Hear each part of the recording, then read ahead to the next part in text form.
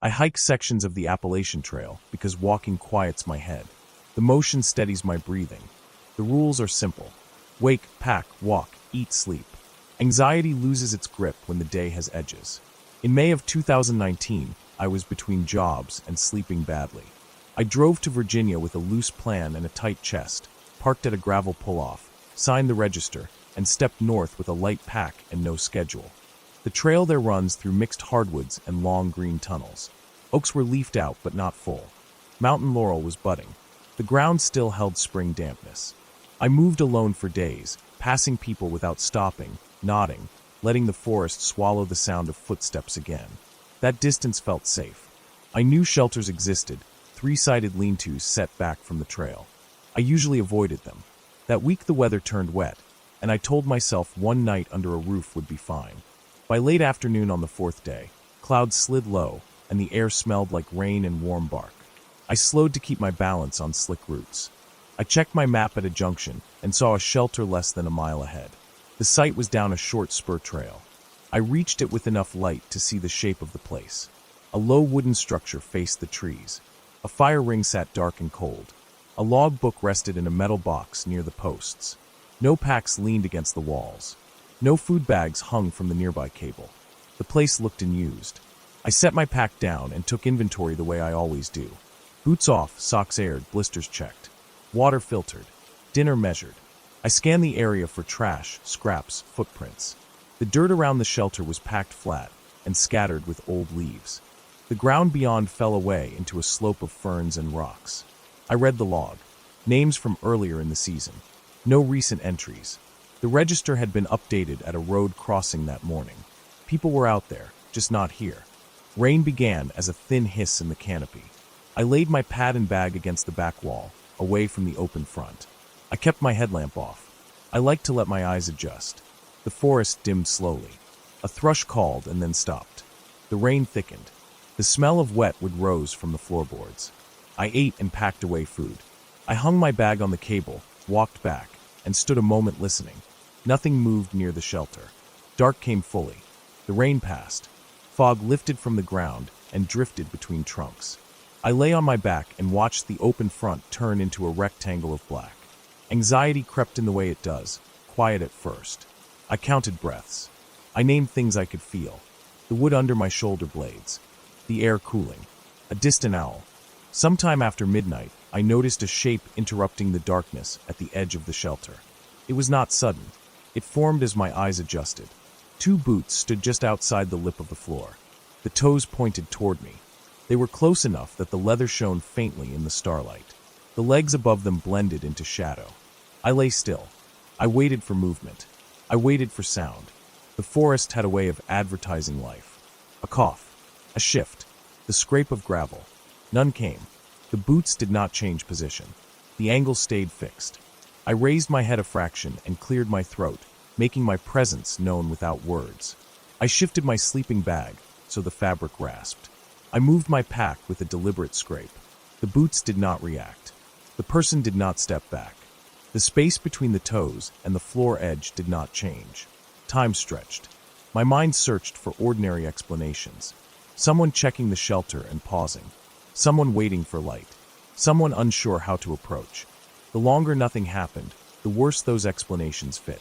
An hour can be a long span when measured by fear. It can also vanish. I watched the boots the way you watch a stove burner, alert for change. None came. My heart rate rose and then steadied. I told myself to breathe. I told myself that panic would make noise, and noise would invite attention. I kept my body flat and my hands close. I had a headlamp within reach. I did not turn it on. Light would reveal me more than it would reveal him. The air cooled further. A breeze moved the fog. Leaves rustled farther off, not close. The boots stayed planted. I studied details. The tread pattern looked worn. The leather was dark, not new. The laces were tucked. There was mud dried along the sides. The stance was balanced, feet set shoulder-width apart. That detail stuck with me because it suggested intention. It suggested comfort in stillness. I tried to mark time by sounds. A distant train horn carried through the valleys. I heard it twice far apart. I watched a patch of sky lighten at the edges. The night thinned. Birds began testing notes. When gray light finally seeped into the shelter, the boots were gone. I waited longer. I listened for retreat. I smelled the air. Nothing. I sat up slowly and scanned the clearing. The space in front of the shelter lay empty. The ground held no fresh impressions. The leaves lay where they had been. The soil was damp but unmarked. No pack rested against a tree. No tarp hung low. The spur trail showed no signs of passage. I stepped out and walked the perimeter. I looked under the shelter floor, behind logs, along the slope. I checked the cable. My food bag hung untouched. I returned to the register and read again. Still no new names. I added mine with a time and a note about leaving early. I did not include details. Writing them down felt like fixing them into place. I packed with care and moved back to the main trail as the sun cleared the ridge. Morning felt thin and ordinary. That made the night feel unreal. The feeling did not fade as I walked. It settled into my muscles. I kept turning my head at sounds that did not matter. Later that day, I reached a road crossing with a small kiosk. There was a notice board with maps and warnings. A ranger truck sat parked nearby. I reported what happened in a plain way. I did not embellish. I described the boots, the stillness, the time. The ranger took notes. The response was professional and measured. They checked the log. They checked their own records. No one else had signed into that section that week. No trail work crews were scheduled. No reports matched my description. They explained that shelters can attract trouble because they advertise sleep. They explained that leaf litter can hide prints, that rain and wind can erase signs. They said they would pass the information along. They asked if I was injured. I said no. They suggested campsites farther from shelters. I finished the section with my nerves frayed. I camped away from established spots. I slept lightly. Each night I replayed the image of the boots, the stance, the patience. I imagined what would have happened if I had spoken more, if I had stood, if I had turned on my light. Those thoughts were not dramatic. They were practical. They involved distance and timing and mistakes. Back home, I read about shelters and crime on trails. I read reports that did not make headlines. Most were ordinary. Most involved people, not myths. The pattern that emerged was simple. Vulnerability draws attention. Predictable places concentrate it. I went back to the trail months later with a different plan. I carried a tent and used it every night. I chose sites with limited approaches. I arrived late and left early. I kept my routine quiet. Anxiety still came, but it came in waves I could ride. The night in Virginia remains clear in my memory because nothing happened and because something did. A person chose to stand in silence at the edge of a shelter for a long time. That choice required patience and confidence. It required the belief that stillness would not be challenged. It required the knowledge that a sleeper is exposed. There was no need for words. There was no need for movement. The point was presence. The point was waiting to see what fear would do. When daylight came, the test ended. The person left without trace because leaving a trace was never the goal. I do not use shelters anymore because they remove choices. They fix your location. They tell anyone passing where you will be. In the woods, safety comes from control over space. That night showed me how quickly that control can be taken, not by force, but by patience.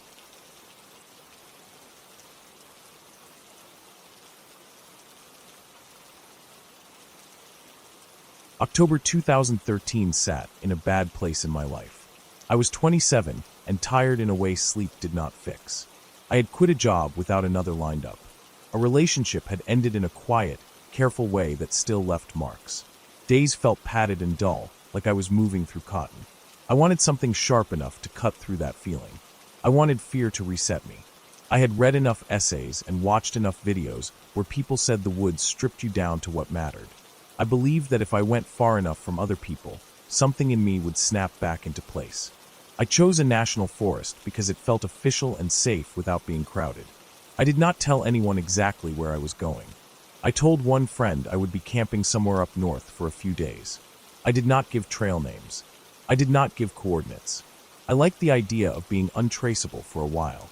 It felt clean. I drove for hours through thinning towns and then into forest roads that narrowed and lost paint. The radio faded to static. Cell service dropped. The air changed. It smelled wet and cold, even with the windows closed. October had already taken the leaves. The trees were tall and bare, branches knitting together overhead. Light fell in straight shafts. The ground was brown and soft, covered in needles and old leaves that no longer cracked underfoot. Everything muted sound. I parked at a small pullout that had room for 3 cars. There was one other vehicle there, a dark pickup with mud on the sides. No one was around it. I noted it and then told myself not to build stories. Hunters were common that time of year. The season was posted on a sign at the edge of the lot. I signed the trail register with my name and date because it felt responsible. I should have questioned that choice later. I packed my bag and started down a narrow trail that sloped into the trees. The forest swallowed me fast. The road noise died within minutes. The trail was faint in places, more suggestion than line, but it followed a creek that ran shallow and clear over stones. The water made a constant low sound that filled the gaps between thoughts. I liked that. It felt like being held down. I walked until late afternoon. I wanted to be far enough that I would not hear other people at night. I paid attention to the land, looking for a flat spot with some wind cover and no dead trees overhead. I found a small rise about 50 yards off the trail, shielded by young pines.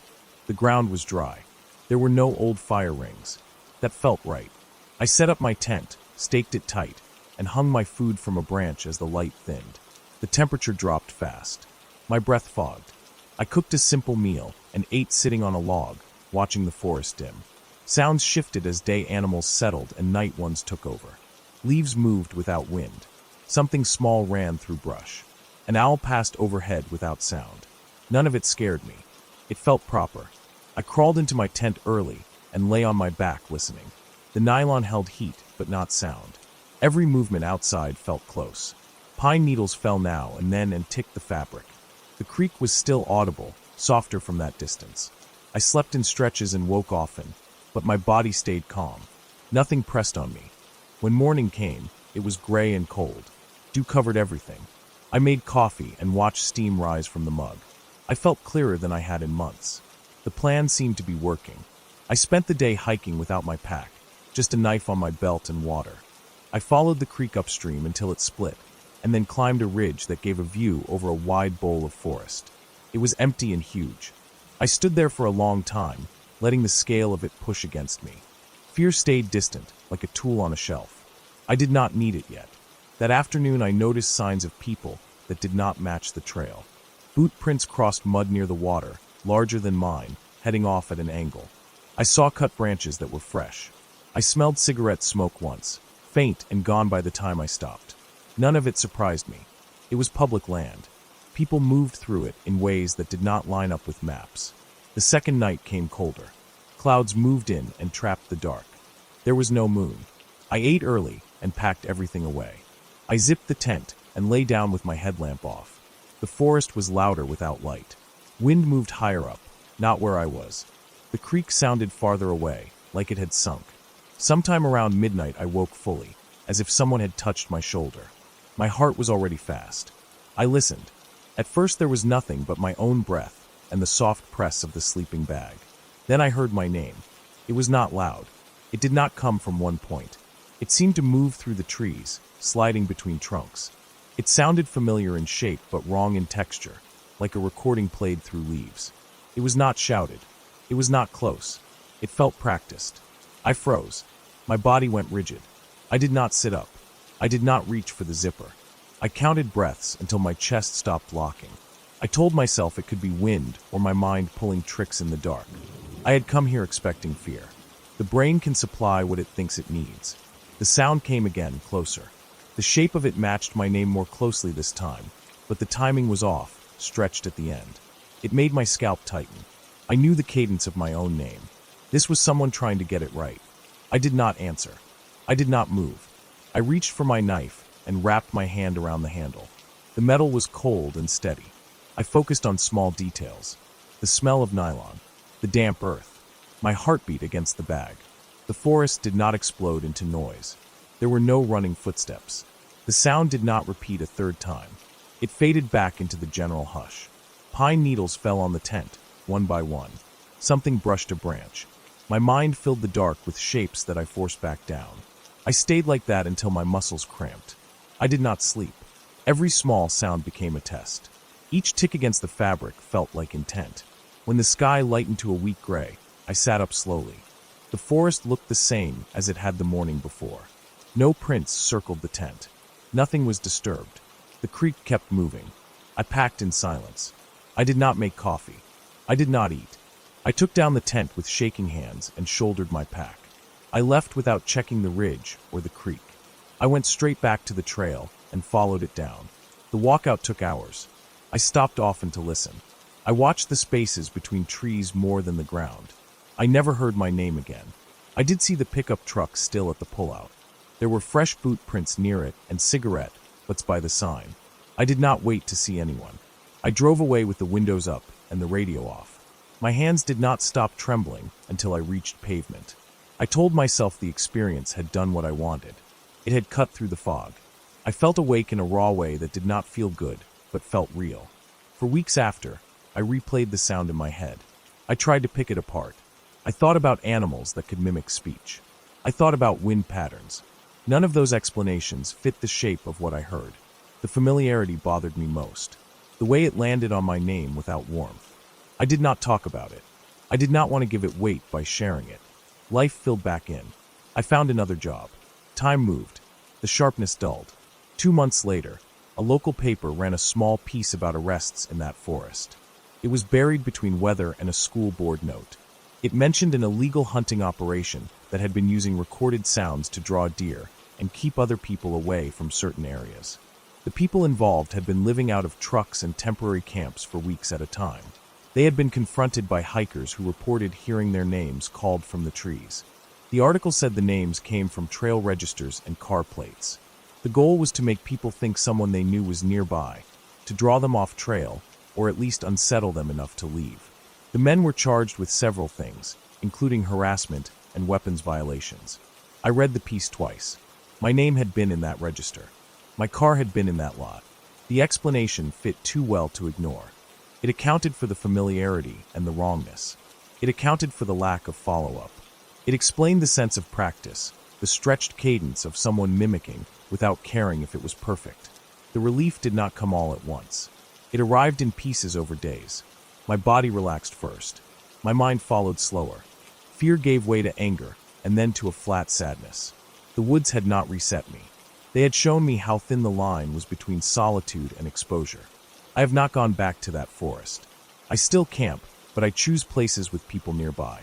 I do not sign registers with my full name. I do not believe that fear is a tool you can use without cost. I learned that night that the forest does not care about your reasons. It holds what you bring into it and reflects it back without mercy. I never told anyone exactly where that was because I do not want to give it another chance.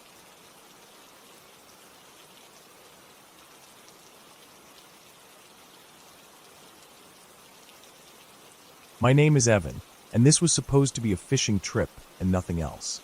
No drinking, no drugs, no stories to tell later.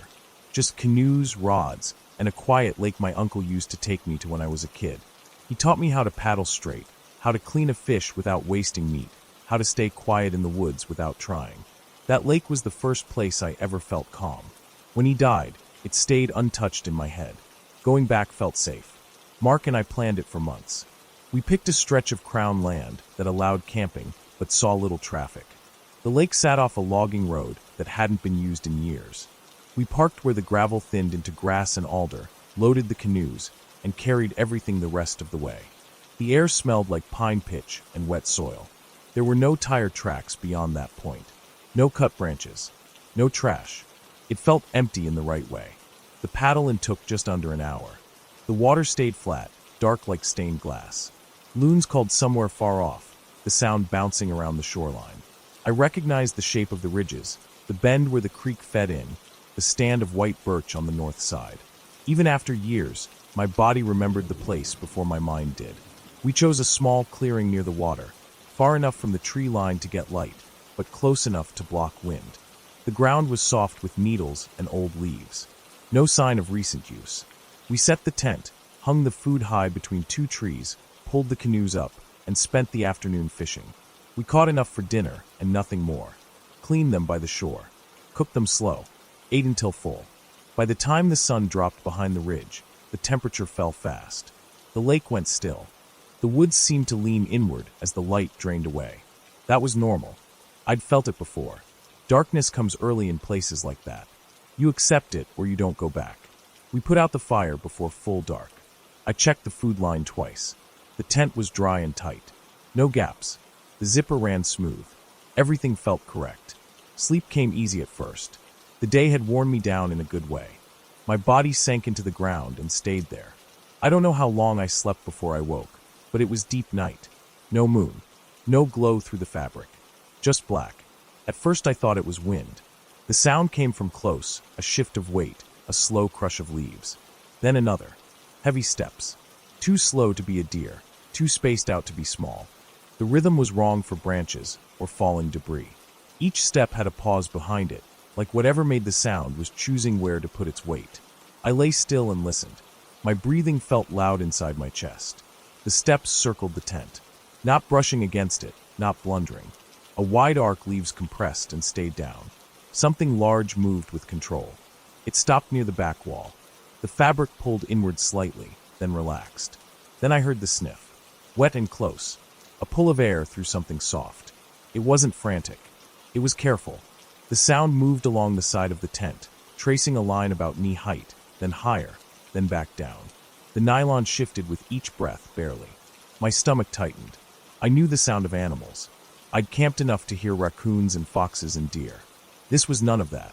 The sniffing stayed steady. Slow. Testing. The steps resumed. One full circle. No rush. No stumble. When it reached the front, it paused. The zipper didn't move, but the air inside the tent felt thinner, like pressure had changed.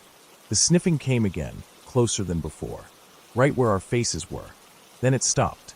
No sound at all. No leaves. No breath. Nothing. Time stretched. My body waited for impact that never came.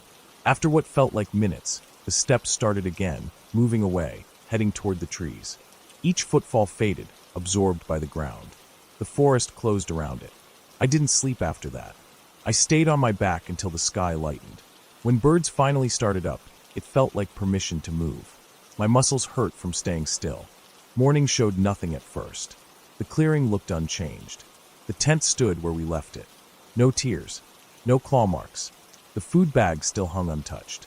I felt a small rush of relief that didn't last. The ground told the rest. Tracks circled the tent, pressed deep into the needles and soil. Each print showed a heel and a forefoot, the shape wrong in a way that made my skin crawl. Too long. Too narrow. The heel sank hard, the front dragged forward, leaving a smear. The spacing was wide, measured. Not the pattern of something running or startled. I knelt and looked closer. The depth suggested weight. The edges were clean. No claw marks. No split hooves. Nothing matched what I knew. We walked the perimeter. The tracks led out toward the trees, then vanished into harder ground. No sign of a turn or a stumble. Whatever made them left the same way it came. We didn't eat. We packed in silence. Everything went into the canoes fast, hands shaking just enough to notice. The paddle out felt longer. The lake stayed calm, but the woods watched. I kept expecting movement at the shoreline. Nothing showed. We reached the car by mid-morning and loaded without stopping. When we drove away, the relief didn't come. It sat just out of reach, like something I'd forgotten. Back home, the story stayed with me. Not in flashes, but in weight. I replayed the sounds at night. The pace, the sniff, the pause by the zipper. My mind searched for an answer that fit. I didn't want something unreal. I needed something solid. A week later, I called the local conservation office. I gave them the location and described the tracks. I kept it factual. I didn't mention fear. The officer listened and asked questions about size, spacing, depth. He didn't laugh. That helped. He said it could be a bear with an injury. Black bears sometimes walk plantigrade, especially when slowing down. A damaged forepaw could cause drag. Mange could explain the sniffing close to the ground, the slow movement. He said they'd had reports of an injured bear in that area earlier in the fall, likely hit by a logging truck before the road closed. He offered to check trail cameras. A few days later, he called back. They'd found footage from a camera a few kilometers from the lake. The bear moved at night, alone, favoring one front leg. The paw was swollen, bent inward. Each step pressed the heel deep, the front sliding forward. On camera, it moved slow and deliberate, stopping often, lifting its head to scent the air. The shape of its gait matched the tracks. He He explained the sniffing. Bears rely on smell more than sight at night. Nylon holds scent. Sweat, food residue, soap. To an injured animal moving cautiously, a tent is a strange object that smells like people but doesn't look alive. Circling is assessment. Pausing is decision. The pause by the zipper made sense then. Zippers carry oils from hands. They hold scent strongest. The bear likely smelled our faces through the fabric and decided against testing further. Hunger wasn't driving it. Curiosity was. Nothing supernatural. Nothing hunting us. Just a hurt animal passing through. That explanation settled something in me. It didn't erase the memory, but it gave it shape. I could place it back into the world where things follow rules, even when they scare you. I haven't gone back to that lake. Not because I think something waits there, but because it's changed. It holds a different lesson now. The woods don't owe you peace. They allow it when conditions line up. That night they didn't. Mark and I don't joke about it. There's nothing funny in how close it felt, how thin the fabric was between us and a heavy, breathing thing deciding what to do. We were lucky it chose to move on. The tracks were real. The explanation was real. That's enough. I still fish. I still camp. I check the ground more carefully now. I hang food higher. I listen longer before sleeping. When I hear steps at night, I don't imagine stories. I think about weight and injury and scent. Fear doesn't need mystery to exist. Sometimes it's just an animal doing what it knows how to do, and you happen to be in the way.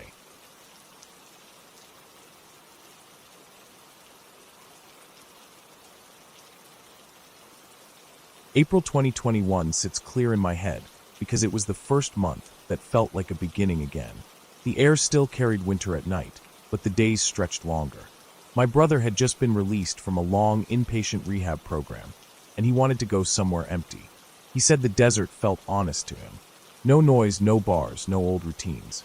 Just land and sky. We chose a stretch of wilderness in New Mexico that does not show up on most maps. No marked trails. No facilities. Just public land and miles of scrub, basalt rock, and dry grass. There were 4 of us. My brother, me, and 2 friends who had known him before things went bad and stayed after. We made rules before we left. No substances of any kind. No alcohol. No pills. No weed. Nothing. It was supposed to be a clean celebration, a reset. Fire, food, stories, sleep. That was it. The drive took most of the day. Cell service faded early, and the last hour was on a dirt road that cut through open land. The ground was pale and cracked, dotted with low bushes and occasional clusters of juniper. The sky was wide and empty, the kind of space that makes you feel smaller without trying. We picked a spot near a shallow arroyo where the ground flattened out enough for tents. There were no other vehicles, no trash, no signs of recent use. Setting up camp felt slow and careful. We moved without rush. The wind came in short bursts and then went still. The sun dropped fast, and the temperature followed. We built a fire pit from stones already there, blackened from old use. The fire took time to catch. The wood snapped and popped, and the smell of smoke settled into our clothes. That night felt quiet in a way that pressed against the ears. No insects, no traffic, just the fire and the sound of air moving through brush. We ate, sat close to the heat, and watched the flames. Everyone looked tired but calm. My brother especially. He had gained weight back. His skin looked clearer. His eyes stayed steady. He kept his hands wrapped around a mug of water and did not let go. We stayed up late, longer than planned, not because of excitement, but because none of us wanted to be the first to step away. The fire burned low. When we finally moved to our tents, the cold hit hard. The ground held the chill. Frost formed on the edges of the cooler and the metal parts of our gear. I slept lightly, the kind of sleep where every shift wakes you. The wind came back near dawn, dragging cold air along the ground. I remember pulling my bag tighter and turning my face away from the tent wall because it felt like ice. Morning came pale and slow. The sun had not cleared the horizon when I unzipped the tent. The cold bit into my hands right away. My breath showed. The campsite looked the same as the night before, except for the fire pit. That was where my eyes went first. The ground around it was marked. Footprints circled the pit in a near-perfect ring. Barefoot, adult-sized, deep enough to show clear heel shapes, arches, and toes. Each print sat the same distance from the next, evenly spaced, like someone had walked slowly and deliberately. They went all the way around, closing the loop. I stood still and stared, waiting for my brain to correct itself. The dirt there was soft but cold, a mix of dust and fine grit. The prints were fresh. Sharp edges. No sign of wind blur. I checked my own feet. Thick socks. Boots still laced where I had left them. I looked at the other tents. No movement yet. The sun lifted a little higher, casting long shadows that made the prints look deeper. When the others came out, one by one, they saw the same thing. No one spoke. We all crouched near the pit, studying the ground. The prints did not overlap. No drag marks. No stumbles. Just a clean circle. We searched for where they came from and where they went. There were none. No approach. No exit. The surrounding ground was undisturbed. Beyond the ring, the dirt returned to its natural pattern of cracks and scattered pebbles. It was as if the person had stepped down, walked the circle, and lifted off again. The cold mattered. We had all felt it. None of us had gone barefoot. Not for a second. The ground would have burned with cold. None of us sleepwalks. None of us has ever left a tent without remembering. My brother's recovery plan included sleep monitoring. He had been stable. We checked everyone's feet. No redness. No cuts. No dirt packed into skin. No signs of exposure. The prints were larger than mine and smaller than our tallest friends. Average. Unremarkable. That made them worse. We widened the search. We walked out in expanding circles, careful not to step on anything that mattered. No other tracks. No vehicle marks. No animal signs that matched. Coyotes leave different patterns. Deer break the surface differently. Humans are obvious when you look close enough. These were human. The desert around us stayed still. No birds. No distant movement. The wind stayed low. The silence pressed harder now, because it had changed. It felt watched, not by anything visible, but by the fact of what was there. We packed without lingering. Hands moved faster. Gear went into the car without the usual checks. The fire pit sat in the center of it all, black stones and gray ash, ringed by those prints. Before leaving, we filled it in. Dirt scraped over ash. Stones shifted. The circle disappeared under loose soil. It felt important to erase it, even if only for us. No one said why. The drive home passed without music. No one reached for a phone. The road stretched ahead, empty and straight. The sky brightened into a hard blue that made the land look flat and exposed. We did not look at each other much. The mood was not panic. It was wait. Weeks later, the explanation came together, not all at once, but piece by piece. It started with a news article I almost skipped. It mentioned a man living off-grid in that region, someone who avoided towns and stayed near seasonal water sources. He had been found days later with severe hypothermia but alive. The article noted he often walked barefoot, even in cold conditions, believing it helped him stay grounded and alert. He circled fires at night to keep warm without standing still, a habit learned from years outside. The location matched closely enough to unsettle me. The timing fit. April nights in the desert can drop fast. A person without shelter might approach a camp, drawn by heat, but avoid contact. Walking a ring around the fire would make sense. Staying at a fixed distance to avoid sparks. Leaving before dawn to avoid being seen. The lack of entry and exit tracks came down to wind and ground. The soil closer to the pit was softer, protected from overnight gusts by our tents and gear. Farther out, the surface was harder, crusted, less likely to hold an impression. The circle existed because it was the only place that could show it. It explained the spacing, the size, the calm precision. It explained why no one woke. A quiet person moving slowly, focused on warmth, not on us. It explained why the print stopped. Knowing that did not erase the feeling, but it grounded it. The desert did not give us something impossible. It gave us a reminder of how close lives can pass without touching. We had gone out to mark a recovery, to prove control and clarity. Instead, we brushed against another kind of survival, unseen and fragile. I still think about that morning when I picture the place. The pale dirt, the clean ring, the way the cold felt sharper because of it. It was not a haunting. It was a crossing, and it was real.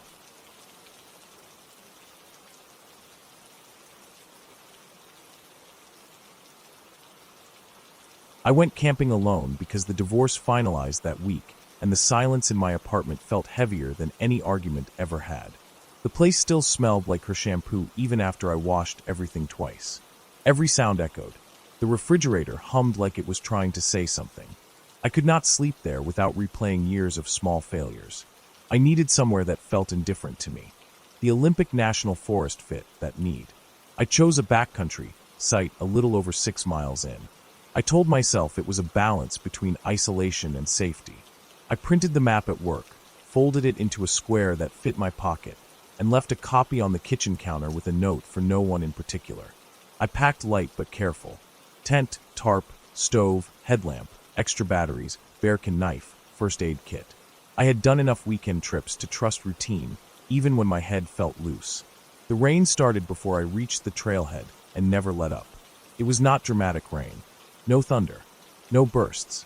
Just a steady, cold fall that soaked through pine needles and darkened the dirt until the ground looked bruised. The forest swallowed sound. The only thing I heard clearly was my breath and the wet slide of boots. The trail narrowed as I climbed. Ferns leaned in.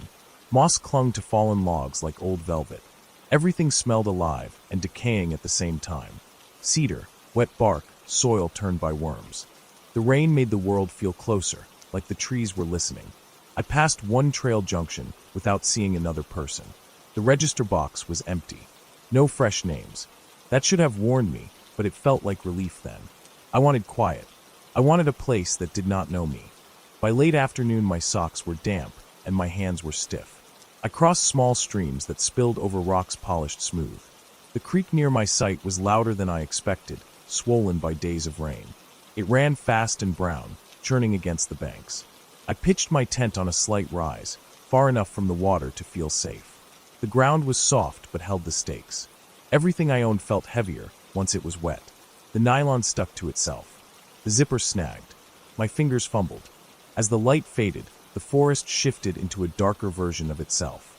The canopy blocked what little sky there was. Shadows layered over shadows. I cooked a simple meal under the tarp and ate it straight from the pot. Steam fogged my glasses. The rain tapped the fabric with a dull rhythm. My body relaxed from the work, but my mind stayed busy. I kept thinking about the apartment and the sound of nothing happening. Around 10:30, after I had crawled into the tent and turned off my headlamp, I noticed movement across the creek. It was a clean, white arc of light, bobbing between tree trunks. A headlamp. The beam moved in short steps, not smooth, like someone picking their way over uneven ground. At first, relief washed through me. Another person meant normal rules. Trails. Shared expectations. If something went wrong, someone else existed. Then I realized the light was not where it should have been. The trail ran on my side of the creek.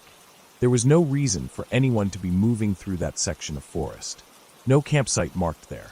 The slope rose steep and tangled. The light drifted sideways instead of forward, pausing too often. It did not follow any clear line. I watched it for a long minute, my breath shallow, my ears straining. The creek covered most sounds. I could not hear footsteps or splashing. The rain flattened everything else. The light stopped between two trunks and hung there. Not high, not low. Just steady, like a person standing still. I made the decision to acknowledge it, because that is what normal people do. That is what safety training says. Let others know where you are. Check if help is needed. I did not raise my voice much because the creek was loud and the distance short. I expected a response. A wave of light. A shift. The beam shut off at once. Not dimmed. Not angled away. Gone. The darkness swallowed the space like the light had never existed. I waited for sound. Nothing changed. The creek kept rushing. Rain kept falling. No movement. No footfalls. No brush snapping. It was as if a switch had been flipped and the forest reset. I lay there with my eyes open, staring at the tent ceiling, my heart thudding too hard for the situation. My body wanted to assign meaning fast. My mind resisted. People turn off lights for many reasons. Batteries die. Someone might have realized they were trespassing. Someone might have been startled. I listed explanations like inventory. Sleep did not come. Every few minutes, I lifted my head to check the zipper and the mesh. The rain soaked the world into a constant hush. The creek masked everything beyond arm's reach. My thoughts looped. The image of the light stayed sharp. At dawn, the rain eased into mist. The forest lightened without becoming bright. I waited longer than needed, listening. My body felt wrung out. When I finally unzipped the tent, the air smelled cold and clean. The creek was louder in daylight, more honest. I crossed where the bank dipped shallow. The water numbed my calves. On the far side, the ground was soft with needles and mud. My own boot prints showed clear, sharp edges. I followed the line where the light had hovered. There were no tracks, no scuffs, no broken stems. The ground held detail well. A squirrel had left fine lines. My prints pressed deep. Whoever had been there had not crossed from my side and had not stood long enough to leave a mark. I scanned the slope. It was thick with salal and young fir. Moving through it without a trail would leave signs. Nothing stood out. I walked a wider arc, checking angles, feeling foolish and alert at the same time. After 20 minutes, I stopped. The absence felt louder than proof. I packed fast. Not careless, but with focus. Each item went where it belonged. I ate cold food. My hands shook as I rolled the tent. I kept turning, expecting the white arc to flicker between trees. It never did. The hike out felt longer. The forest pressed in, not threatening, just present. Every reflective surface caught my eye. Water droplets on leaves looked like lenses. My imagination stayed on a short leash, but my body stayed keyed up. When I reached the trailhead, I did not slow until my boots hit gravel. Back home, the apartment still smelled wrong. I showered and slept for hours. When I woke, I replayed the scene with calmer eyes. The explanation came together piece by piece. The area had reports of illegal hunting, and small-scale marijuana grows hidden off-trail. People working those spots avoided contact. A headlamp would be used briefly, then killed at the first sign of another person. Staying still would be safer than moving. The lack of tracks fit someone who never crossed the creek and never stepped into the open ground. The hovering light matched a person standing on a fallen log or rock, checking position, then freezing. The relief that came with that conclusion was real but thin. The fear shifted shape. It was not about something unknown anymore. It was about being alone near someone who had reason to disappear. I did not go back to that forest that year. I kept the map folded in my drawer as a reminder that isolation does not reset you. It only removes witnesses.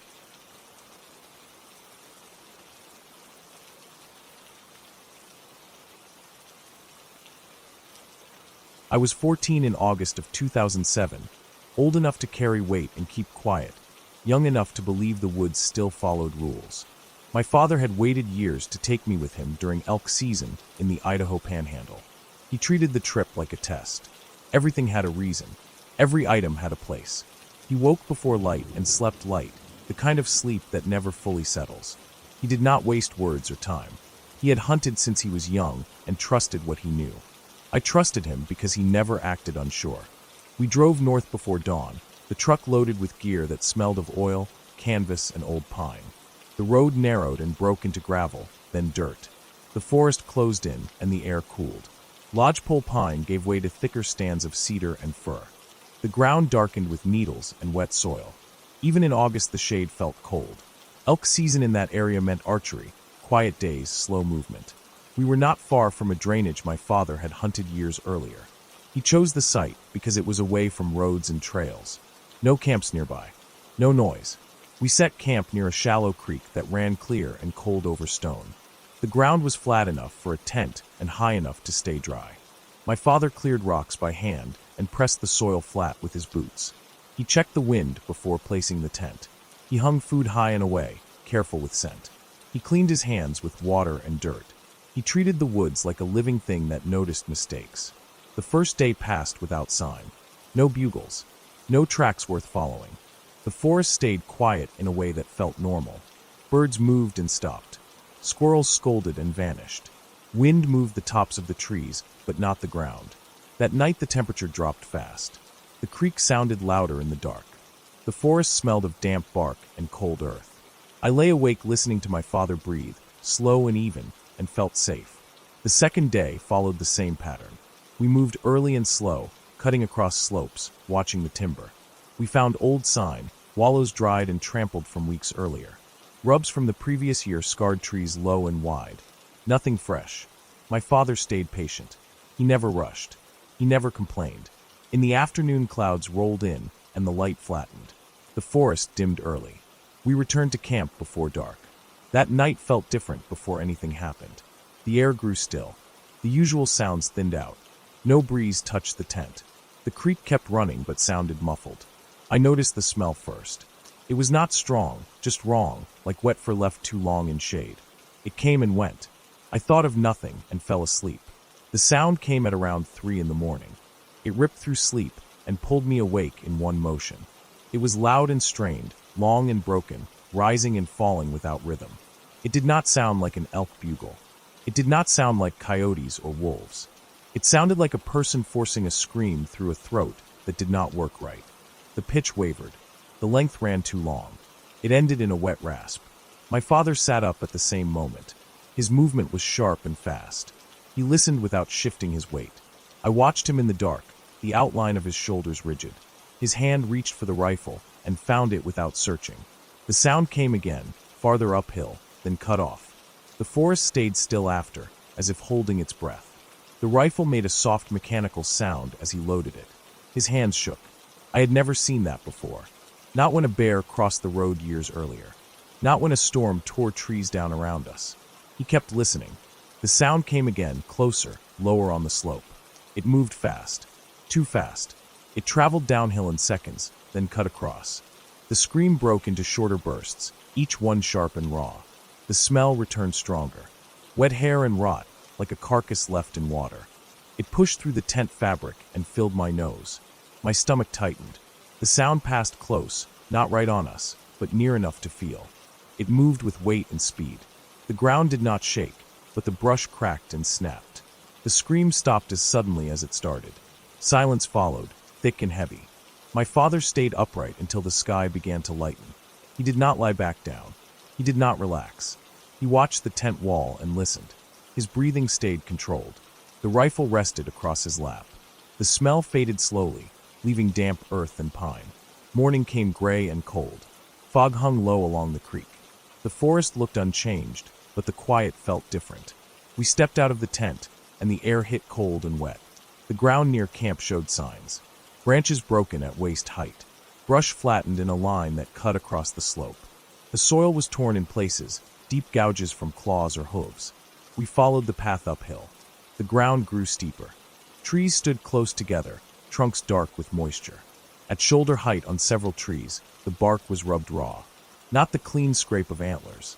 This was wide and uneven, hair caught in the sap, the wood beneath chewed and shredded. The height matched a large animal standing upright or leaning hard into the trunk. Further on, the smell returned. Stronger now. Rot and blood mixed with damp fur. We found a patch of ground torn apart, leaves and needles scattered. A drag mark led away downhill, deep and steady. No track stayed clear enough to count toes or hooves. The soil was too soft. The signs told a story my father understood without words. We did not hunt that day. We broke camp slow and careful. Every movement felt watched. The forest stayed quiet, but the quiet no longer felt normal. It felt deliberate. We packed and loaded and left the site clean. My father checked the area one last time, eyes scanning tree lines and shadows. His posture stayed tight. On the drive out, he stayed silent. His grip on the wheel stayed firm. He did not slow until we reached pavement. The forest fell away behind us. The air warmed. The smell of rot faded from my clothes. We drove home without stopping. Years later, after I grew older and learned more, the pieces settled into place. The sound matched a mountain lion scream, strained and broken by injury or disease. The speed uphill and downhill fit its build. The smell fit mange or an old kill carried and dragged. The trees rubbed raw at shoulder height matched a bear, likely drawn by the same carcass, marking and feeding. 2 large predators crossing paths near our camp, one injured, one dominant, both active at night. The scream could have been pain or warning, the voice distorted by damage to the throat. The movement past the tent fit a lion cutting through, focused on escape, not us. My father never returned to that area. He did not speak of that night. He did not need to. He had read the signs and made a decision. The woods had not broken their rules. We had simply been close to something raw and real, something that did not care about our presence. The fear stayed because it was earned, grounded in what lives and hunts and dies out there. I still remember the sound and the smell, and the way my father's hands shook as he loaded the rifle, the only time I ever saw him unsure, and the moment I understood that the forest does not bend, it only allows.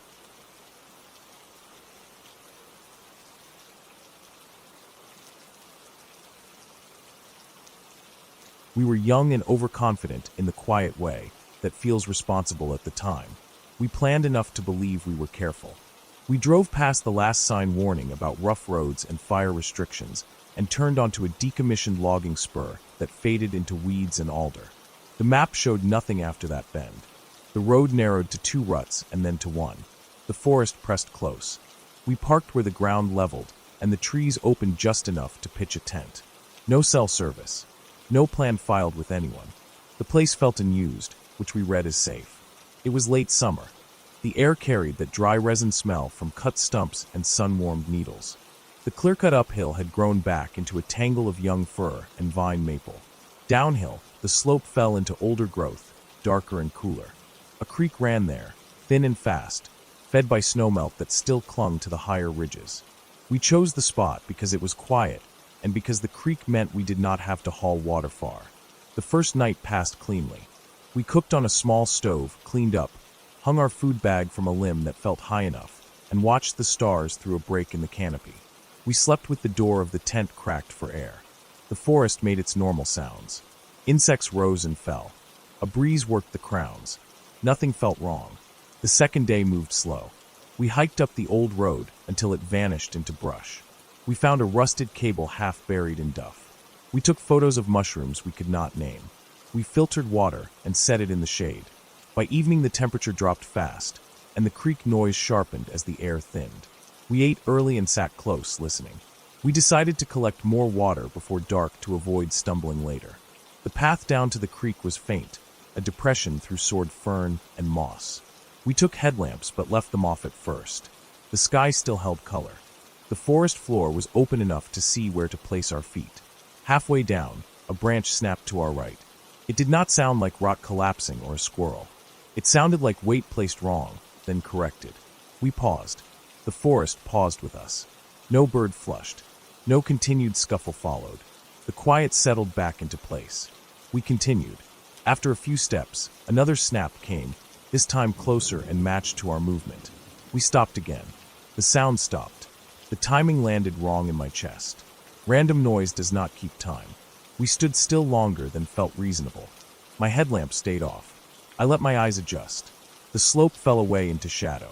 Trunks rose like pillars. The creek flashed pale through leaves. We moved again. The sound came again, 2 beats behind us, to the right, then a scrape like bark brushed by something broad.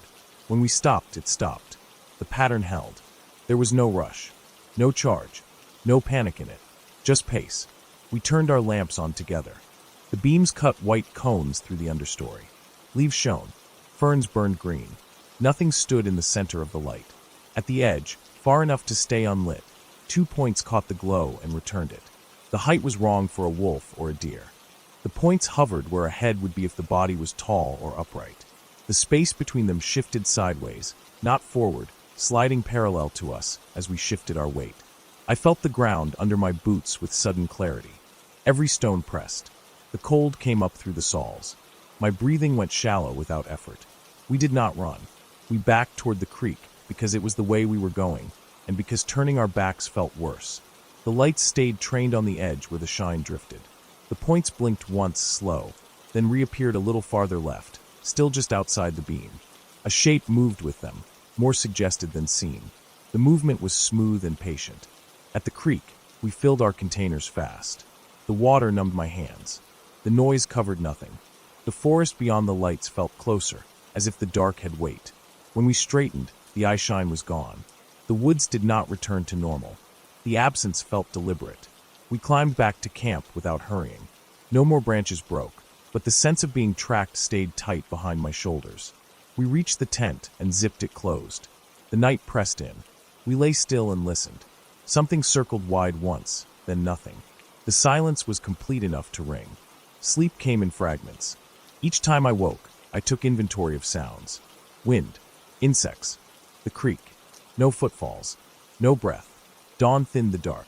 We broke camp early. The air was cool and smelled clean, but the feeling did not lift. We shouldered packs and walked toward the road. The path climbed through the same slope, but in daylight the forest looked different. Open, ordinary. I told myself the night had done the work of fear. Half an hour in, a branch broke to the left, uphill this time. The sound matched our pace. We stopped. It stopped. We waited. Nothing else moved. When we stepped forward, it stepped too. The rhythm held steady. I scanned for tracks where the soil showed. The ground was hard and dry. In one soft patch near a seep, a print pressed into mud. The toes were splayed. Claws marked the edge. The size fit my hand and then some. The shape was rounder than a cat. I did not point it out. The knowledge sat heavy enough. The eye shine returned once when the trees thinned and the light angled right. It flashed for a second at the edge of my vision, higher than my shoulders, then vanished behind a trunk.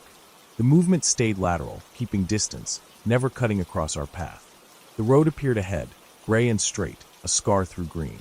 As soon as our boots touched gravel, the pacing stopped. The forest closed behind us. No more snaps followed. The quiet shifted into something like relief. We reached the car and left without lingering. The drive out felt longer. The ruts shook the tires. When we hit pavement, my hands trembled on the wheel. In the weeks after, the details stayed sharp. I read about animals common to that range. Black bears match the height when upright, the patience, the way they can pace without being seen. Late summer meant feeding. The road and camp sat between feeding grounds and water. The behavior fit a bear that had learned to follow people without showing itself, waiting for food. The sideways movement fit staying in cover, testing distance. The eyeshine fit. The prints fit. The explanation did not erase the memory. It grounded it. The forest had not been haunted. It had been occupied by something strong and curious that read us as part of the landscape, not special, just edible or not. A year later, I proposed to her because the night had taught me what mattered when the lights went off. We camp now with others. We file plans. We hang food higher. The forest stays beautiful. It also stays indifferent.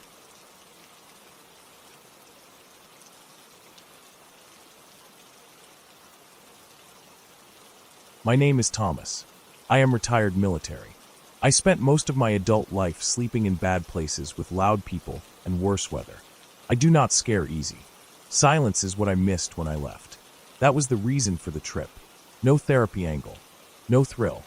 I wanted a few days where nothing asked anything of me. The basin sat low between ridges, far enough from roads that sound fell away early. The trail-in was narrow, worn by hooves more than boots. The trees changed as the elevation dropped, thicker bark, darker needles, a floor that held moisture and smell. I pitched where the ground flattened near a dry creek bed. No running water, no insects whining. The air had weight to it, the kind that sits on the chest at night and clears by morning. I brought what I always bring, a small tent with patched seams, a sleeping bag that smells faintly of detergent and old smoke, a cook pot with dents I recognize by touch, an old battery radio. I keep it for weather. It is analog, with a dial that slides stiff and clicks. No screen, no memory. It takes 4D cells and has a telescoping antenna that never quite stays straight. I arrived mid-afternoon and took my time. I set camp slowly. I walked the perimeter without purpose, just letting my boots find stones. I noted the slope, the way sound traveled, how the wind cut through the trees higher up and barely reached the basin floor. I ate early and cleaned up without rushing. As the light went, the woods did what woods do. Shapes flattened. Depth went away. The dark felt clean. I sat against a tree and listened. The radio stayed off. I do not use it unless I need it. The silence felt earned. It had texture. Every few minutes something small moved, then stopped. The temperature dropped without drama. I slept well at first. I woke to pressure in my ears and the sense that something had changed. No noise woke me. It was the absence of the small sounds that had been there. I checked my watch by feel, and then by the dim glow. It was 1:12 a.m. I know because I remember the numbers. They stuck. The radio came on. There was no click from the switch. No crackle first. It went straight to sound. Static at a low level, like distance. Under it was breathing. Slow. Even. Not exaggerated. It did not speed or slow. It was not a pattern meant to be noticed. It sounded close in the way things sound close when the source is inside the same small space. It was not loud, but it filled the tent. Training takes over before fear has time to get fancy. I sat up and reached for the radio. I shut it off. The sound stopped clean. My heart rate stayed steady. I waited. The tent fabric moved with my breath. Nothing else happened. It came back on. The volume was higher. The static pushed at the edges. The breathing stayed the same, steady, unhurried. I did not think of voices. I did not think of people. I thought of equipment malfunction. I thought of interference. I thought of the battery contacts shifting. I removed the batteries. I lined them up by feel, end to end. The radio kept playing. The sound did not change when the batteries came out. It did not fade. It did not warble. The breathing continued as if nothing had been touched. The static hissed evenly. The antenna was still collapsed. The switch was still off. I put the radio outside the tent. The sound followed me until the zipper closed. Then it dulled, still present, still steady. I did not sleep after that. I lay still and listened until the sky lightened enough to see the mesh of the tent ceiling. At first light, I packed without care. I left the stove. I left the pot. I left the bag rolled loose. I did not run. I walked. I kept my pace boring. I kept my breathing measured. I did not look back, because looking back has never helped anything. I walked until the trees thinned and the light went flat. When the sun cleared the ridge, sound came back. Birds, wind, the normal return of the world. My hands stopped shaking sometime after that. I drove home without stopping. I reported nothing. I am not in the habit of filing stories that do not help anyone. Weeks later, when I thought of it less, I sold the radio at a flea market. I priced it low. I wanted it gone. I did not test it. I did not mention anything about it. 2 days later, the buyer returned it. He was pale. He held it away from his body. He asked where I got it. He did not take it back when I offered a refund. He left it on the table and walked away. That is the part people stop at when they want to make it something it was not. That is not where it ended for me. I took the radio home again. I set it on my workbench. Daylight. Open door. Tools laid out. I am not an electronics expert, but I know enough to be careful. I took it apart slowly. The casing screws were mismatched. The back panel showed signs of being opened before. Inside, the wiring was older than the shell. The speaker cone had been replaced with a heavier one, the kind meant to handle low frequencies without tearing. There was no hidden battery, but there was a large capacitor wired across the power rails. Bigger than standard for a radio that size. It could hold a charge longer than most people expect. Long enough to keep a low-draw circuit alive after the main power was gone. That explained part of it. The rest took longer. The tuner section had been modified, not in a way meant for broadcast bands. The coil spacing was off. The antenna lead had been rerouted through a simple filter. The whole thing was biased toward very low frequency reception. Not voice, not music, noise, natural noise. At night, under certain conditions, the atmosphere carries energy in ways most people never notice. Distant storms, solar activity, shifts in the ionosphere. Very low-frequency signals travel far and bend. They pool in low places, basins, valleys, places with still air and temperature inversion. A radio not meant to pick them up will ignore them. A radio tuned to them will turn them into sound. Breathing is a human word for a pattern we recognize. Slow rise and fall. White noise shaped by filters will do that. Automatic gain control in old circuits hunts for level and settles into a rhythm. The heavier speaker emphasized it. In a small tent at night with no reference sounds, the brain fills in the rest. The rangers were right. There were no transmitters in range. There did not need to be. The signal was the planet itself, compressed and shaped by bad modifications and a quiet place. The capacitor kept it alive long enough to feel impossible. I put the radio back together. I drove it to an electronics recycler and watched it go into a bin. I did not camp in that basin again. I still camp. I still like the silence. I no longer bring a radio.